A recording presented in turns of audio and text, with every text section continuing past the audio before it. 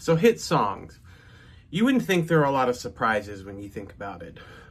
In the old days, you would have record labels, would go to a radio station, they'd tell them what to play, so then they'd play it over and over again, and then Billboard would reward the musical artist who had the most songs played. So to say the system is rigged is an understatement. And that became even more so when Clear Channel came along and bought up all the radio stations. I believe that's iHeartMedia now. And so you could go to any city and you're going to hear the same songs over and over again. But then somehow, a handful of times, there are songs that became hits and I'm like, how did that happen? Because I know there was no accident. Somebody was in a room and said, yep, that's going to be a hit. So some of those have been really unlikely, and I have a list that comes to mind.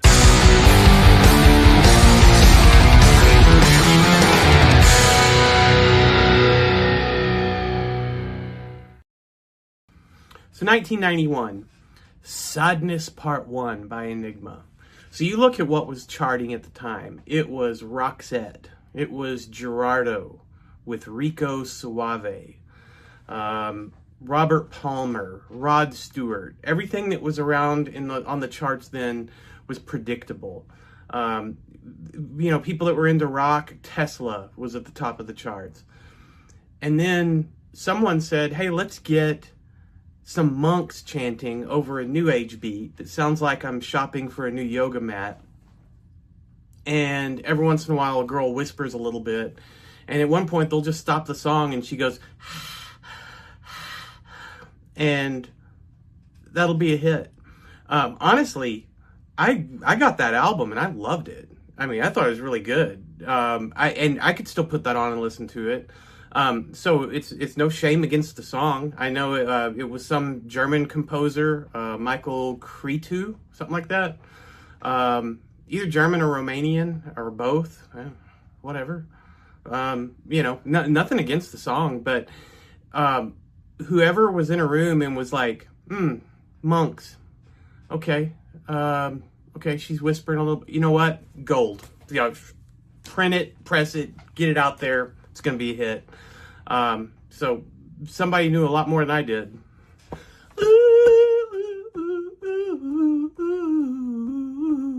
Don't worry. What? Don't worry, be happy. Bobby McFerrin, 1988. This guy beat on his chest and sang a cappella. Cute little song.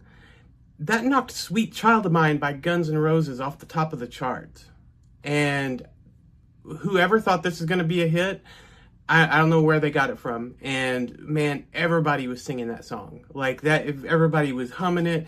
And I guess it was just that catchy where it was like, I mean, talk about an underdog for some guy that's just like playing drums on himself. Really, it's something you would expect would end with him becoming a street performer. And he worked that up into a mega, mega, mega hit song. So that happened. Okay, 1995, the Macarena. I couldn't tell you if that was a song before it was a dance or a dance before it was a song. I can't even tell you for sure who recorded it because it was by Los Del Rio, but I also think it was by Bayside Boys, and I'm not sure which version I listened to. I'm not sure if I really listened to either one. I think I was pretty anti-Macarena, to say the least. I mean, judging where I was in my life at 95, I don't think that was something I was very into, you might say. I even remember seeing like the 1996 Democratic National Convention, like the entire arena was doing the Macarena. And I didn't spend time at the club at that period of my life, so I don't know if people were out doing this, but that was obviously huge. Like, even without, I actually went out of my way to not pay attention, and I still knew how to do that dance if someone would have asked me. And I do think that there's been several times over the years, especially when you go back to like the 60s, where there was a song associated with a dance. That was big. And I remember that happening with Achy Breaky Heart, which I haven't put on this list, but I could.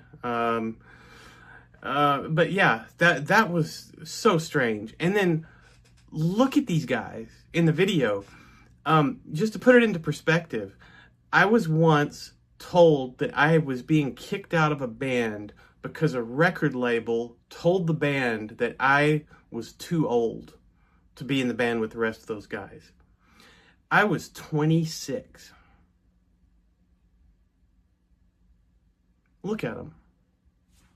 Anytime I hear of an instrumental having huge success on the charts, it surprises me. And it's very weird because I can put on a song that's like by some kind of like progressive rock band or like by some metal band or something. And if somebody doesn't hear vocals, if they haven't heard the song before and they don't hear vocals in like 10 seconds, they're like, where's the singing? Okay, so how a song can have huge success as an instrumental is always a surprise to me.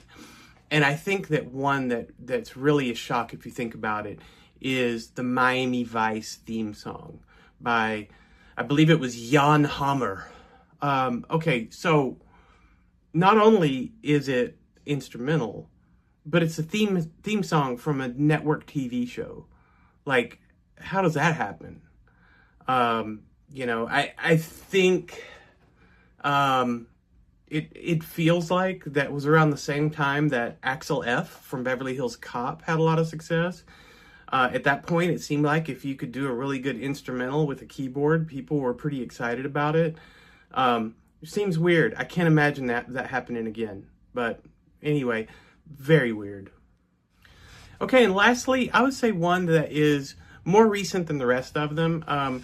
I think that I kind of stay away from some of the more recent stuff because I'm not as surprised when something gets a groundswell of like kind of organic support, and then music just has to kind of adapt because of social media and because of SoundCloud and whatever. But one that is really strange is 2013 was Ylvis, What Does the Fox Say? How strange is that? It was a comedy sketch. And in like Scandinavia that became this just huge worldwide hit, and then it disappeared, and it's like it's been like expunged from the record of humanity. I have never heard it again after 2013. And I remember doing a deep dive on some of the other stuff that guy did. He's really funny. But it was so strange because like for that whole year, I remember the first time I saw it, I was like, oh my God, this song's so funny. Like a week later, it was like, oh my God, this song, I've heard it too much. And a month later, if I heard it, I would get angry. You know, it's just like, it was so popular. And I guess everybody got as sick of it as I did. But yeah, what a strange phenomenon that was. But anyway, I just something that popped into my head, thought I would share a little bit. Whatever, bye.